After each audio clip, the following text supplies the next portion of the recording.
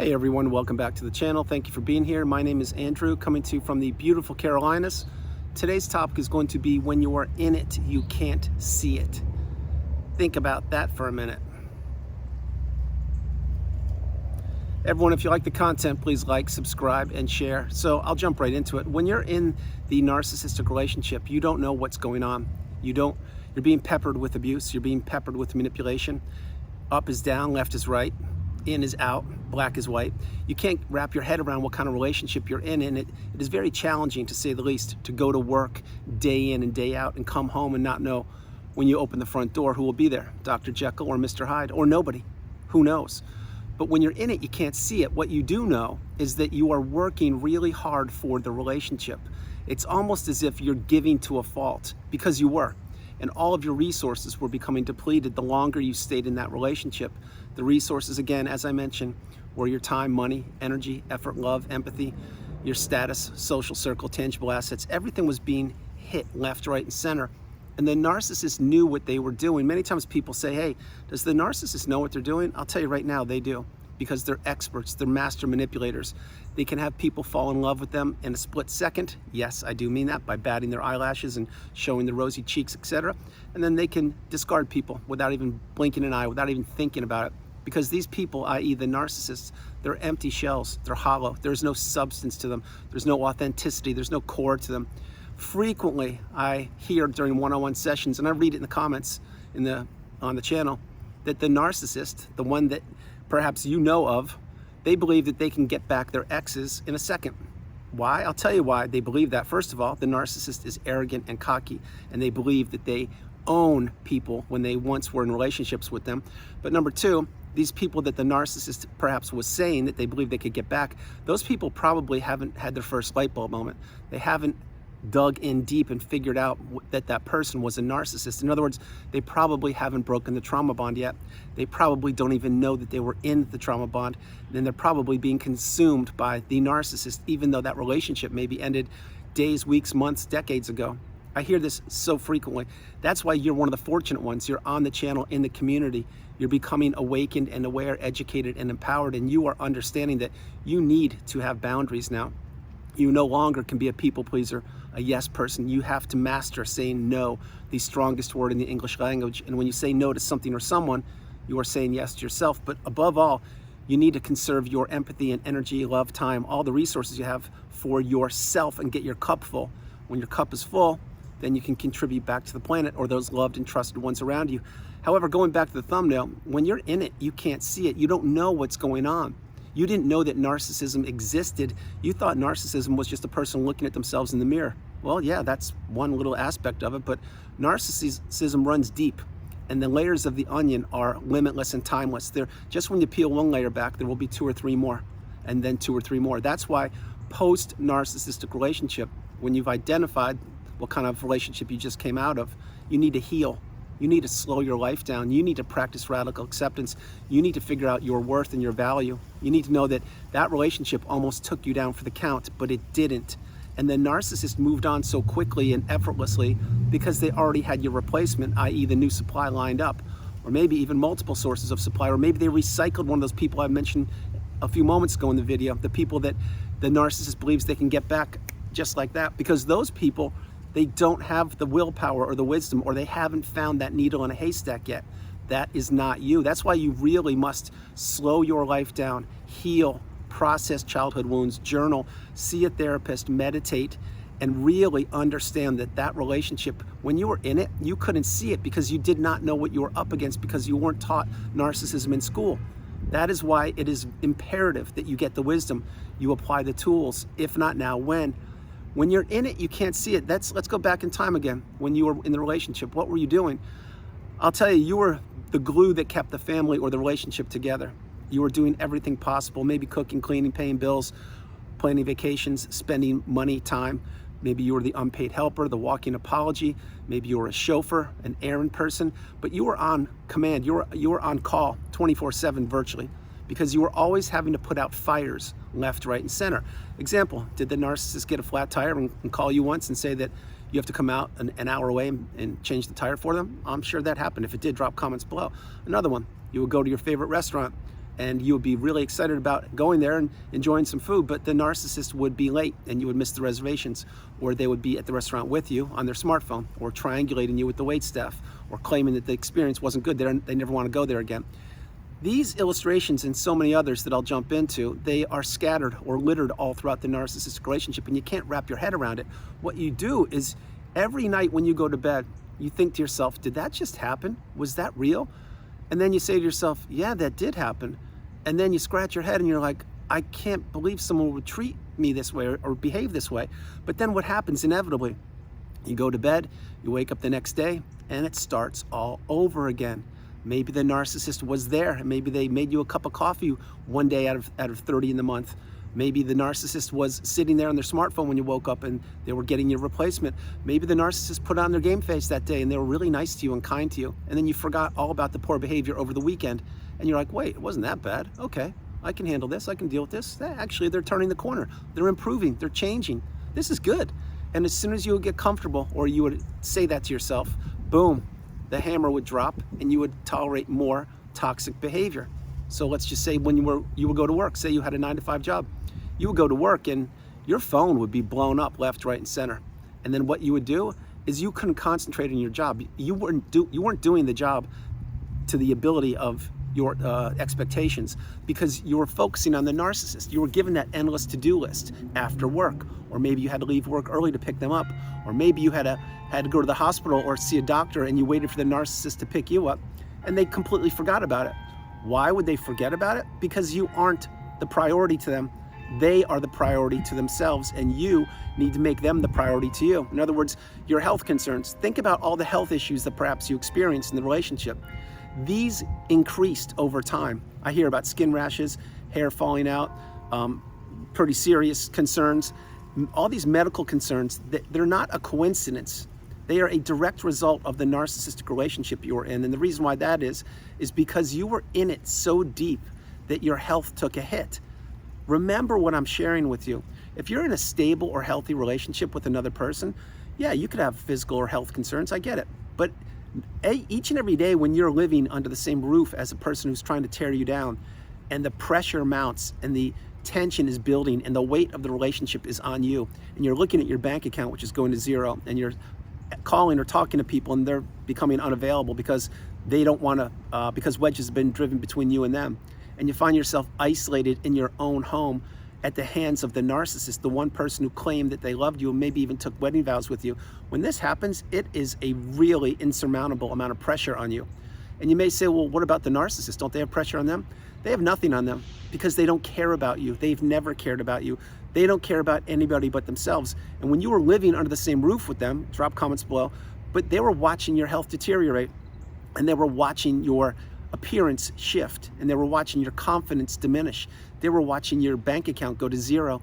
They were watching you triangulate them, or they were watching you be triangulated by them, and they were testing you and testing the pulse of the relationship every single day. And yes, of course, you would have some good moments and good days here and there. They would be sprinkled in. That is to simply extend the relationship, because the narcissist knew probably that you were getting a little close to the scent and figuring out who they were, or maybe it was a period of time that benefited the narcissist, like their birthday or something.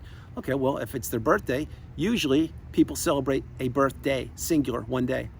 It's not what you're gonna get from the narcissist. They want the birthday weekend, which turned into the birthday week, which turned into the birthday month, and then next thing you know, it's their birthday 365 days out of the year, 6 including leap year, which this year is one. But all these things I'm mentioning, when you're in it, you can't see it because you don't know about the behaviors. You don't know what gaslighting is. You don't know what the silent treatment is. You know what rage fits are, but you didn't have the term. You just thought that they were exploding because they had some bad days at work or something, but you didn't know the term rage fit. You just thought they had an anger concern. And what were you doing throughout that whole relationship? You were making excuses for the narcissist. You were tolerating the poor behavior, and they knew this. And that's why the behavior got ramped up and up and up. And then again, one day, or maybe a couple times throughout your relationship, you experienced reactive abuse, which means you stood up for yourself and you called the narcissist out. I'm not saying you called them a narcissist. I'm saying you put up a boundary and said, listen, I didn't sign up for this. I did not marry you to be treated this way. What is going on here? And what would you get? You would get the exact same thing thrown back in your face. Something like this. I didn't sign up for this either. I didn't marry you for this reason either. And you're like, well, can we talk about this? Can we have an intelligent conversation? And then what would they do? They'd look at you and they would just leave, or they would say, get over yourself. What's the problem? What's the big deal? There's nothing to talk about here. You need help. Go see a therapist. I knew I shouldn't have married you. You will get things like that. And reactive abuse is not a good experience, because when you experience reactive abuse, which means you finally blow your top, or you say things that you normally wouldn't say, or behave in ways you normally wouldn't behave, that's where the narcissist wants you, down in the low vibrational state where they exist. They don't want you being and taking the high road and being the beautiful, bright, shining light. They're trying to capture you, and they succeed for a period of time, which was the length of the relationship. But what they really want with you is they want to change you. They want to turn you into a toxic person, and they don't want you existing. They don't want you being yourself. They don't want you thriving. They don't want you figuring out who they are. They don't want you learning, growing, teaching, becoming awakened and aware, educated and empowered. They don't want anything good for you. What they want is to take, and when they're done, what do they want to do? That's right, they want to take more. And this is when you were in the toxic narcissistic relationship, in that deep part of the narcissistic fog where you were being devalued every single day. You could never quite get your footing in that relationship, because as soon as you were comfortable, something would happen. Or as soon as you got done putting out all the fires over the weekend, well, it's Monday morning. And then what happens? Well, maybe you got a ride to work by the narcissist, and they would give the silent treatment in the car, or they'd be on their phone and say, just wait, yeah, we can talk after work.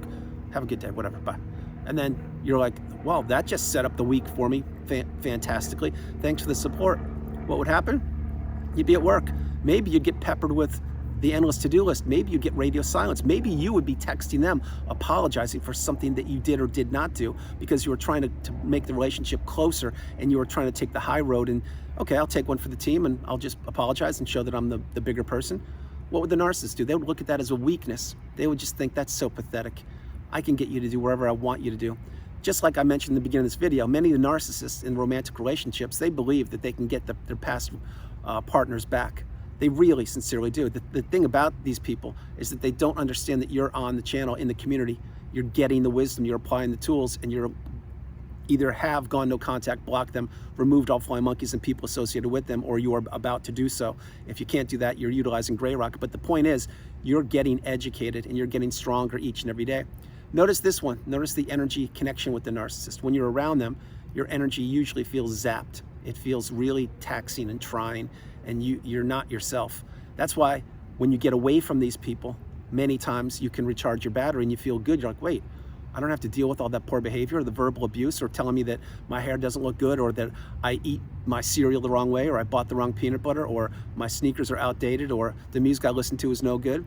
You don't have to listen to any of that. What you can get to do is listen to yourself, or surround yourself with people that care about you and are not going to be giving you verbal abuse. That is exactly why these toxic relationships, once they have ended, however they ended, whether you were discarded or you ended it yourself, and you get away from the narcissist, over a period of time, your energy does return. Your health returns, your bank account returns, your clarity returns. You exit the narcissistic fog. You can look back and say, wow, I was in it, and I was in it so deep, I couldn't see it. And then you start to go down the rabbit hole of exploration and discovery about what narcissism is, and then you go get light bulb moments about your experiences when you're in that relationship, and you say to yourself, wow, some of the things I went through, a Hollywood writer could not even come close to writing what I experienced. Was that real? Did it really happen? Yes, it did really happen. And yes, you're right, a Hollywood screenwriter could not compete with what actually you experienced, because many times, and you should know this, drop comments below if this resonates with you, real life is stranger than fiction because it's real. And that's why when you come out of these relationships, once you've blocked the narcissist and you understand that they never had your best interest at heart then, now, or in the future, that's when you're really grateful that you came out of it in one piece, and you got the light bulb moment, and you found the needle in the haystack, and you're not one of those people trapped in the zombie-like state, trance-like state, the narcissistic fog, who actually is pining for the narcissist secretly, and they will drop their current partner to get back with the narcissist. Now, all these things I'm sharing, not trying to trigger you or upset you, I'm letting you know real life examples from people that haven't broken the trauma bond, from people who believe the narcissist can change, will change, and does have their best interest at heart. These people have not found the needle in the haystack that you found. They're not getting the wisdom. My hope, sincerely, is that everybody on the planet gets the wisdom and everyone pays it forward. That's not reality. Just like I wish narcissism would be eradicated, that's not reality. The cycle is going to continue to go on and on and on. The only thing here is the cycle will continue. My hope is without you in it. Not now, not tomorrow, not ever, because you dodged a bullet. You made it out to the other side. You are rising through the ashes like a phoenix. You are entering the third version of you, the most galvanized version of you known to humankind. And the three versions of you, again, for you people in the community that this perhaps is your first video consuming, the first version of you is the version of you before you met the narcissist. Whatever you were doing, maybe you were a people pleaser, a yes person, maybe you were walking through life with rose-tinted glasses, that's fine. Then you met the narcissist, that's the second version of you. That's when you were in it so deep you couldn't see it. That's when you were trapped in the narcissistic fog and you're in that relationship. And the third version of you is when you are galvanized, you've healed, you've reached the pinnacle of indifference, the mountaintop of indifference, or you are well on your way headed there, and you're understanding that you are the priority, you come first, second, and third. In this version of you, which is where I am, you can no longer unsee what you've seen. You now see things crystal clearly. You can identify people in a moment. You can tell if someone's actually gone through the cycle, and you can tell if people are being honest or genuine, because this is a superpower. It sincerely is. This narcissistic relationship that you've exited or you are exiting, it has changed you forever, and you can never ever go back. You need to go forward, and you need to understand that you now do have a superpower. You speak the same language as me, a language we did not even know existed, and we weren't taught it in school. It's through your experience. So again, before I close the video, people can read all the books they want to, they can see all the therapists they want to, they can do whatever they want to heal, and I applaud anybody for taking action. I sincerely do. But unless you've gone through the narcissistic abusive cycle firsthand, and you've had the sleepless nights, you've gained weight, lost all of your network of friends, your support system, your bank account went to zero, you had medical concerns, perhaps even detached retina and multiple knee surgeries, everything blew up left, right, and center. Unless you've gone through it and you've come back and risen through the ashes like a phoenix, you're not going to be able to wrap your head around it. You can identify with it, but no one was there during those sleepless nights when you were isolated all by yourself. No one was there knocking on your door, checking in on you post-relationship. This is exactly what happens. That's why people become galvanized. That's why people become changed forever for the better, because they look back at the relationship and they realize, wow, I was in it so deep I couldn't see it, but now I'm out and I can see the beautiful, bright, shining light that I am, and I can now elevate on the high vibrational state where I live and thrive, and all these doors are beginning to open for me. Each and every day that you are away from the narcissist, you get stronger. You may not know it, but it's a fact. Each and every day you keep them blocked and go no contact, you get stronger. Each and every day you process childhood wounds and heal and understand that you are the priority, you come first, second, and third, you get stronger. And eventually, over time, you begin to see the light at the end of the tunnel. If you see the light at the end of the tunnel post-narcissistic relationship, that means you're on the path. That means you're getting closer to the end. You're getting closer to processing this whole relationship and what it meant, and understanding that you were in it deep and you couldn't see it. And it wasn't your fault because you weren't taught this in school. So get the message, everybody. Be kind to yourself. Celebrate the fact that you're out of the relationship, and really focus on yourself and those loved and trusted ones around you. Everyone, I hope you liked the video. I loved doing it from the beautiful Carolinas. This is Andrew. Namaste. Have a great afternoon, evening, or morning, no matter where you are on the planet. You are not alone. Remember that. You are not alone. God bless you. I love you. And I created this video a couple years ago. I wanted to recreate it because a lot of people in the community, or specifically new people, they're saying, well, how did you stay in it so long? What's with you? Like, wow, I wouldn't do that. Not so fast, my friends. When you're in it deep, you can't see it. And when you're in it, you can't see it. So if that resonates with you, drop comments below. But this is what I'm talking about. If you believe that you are an extremely intelligent person, or you can't be fooled by a narcissist, think again. That's why you need to have boundaries. That's why you need to pay it forward. And that's why you need to not overshare and understand your value. Anybody can be manipulated. Anybody can be fooled. And appearances are not always as they seem. And actions speak louder than words. I love you all. God bless you. I'll talk to you tomorrow. All right, bye.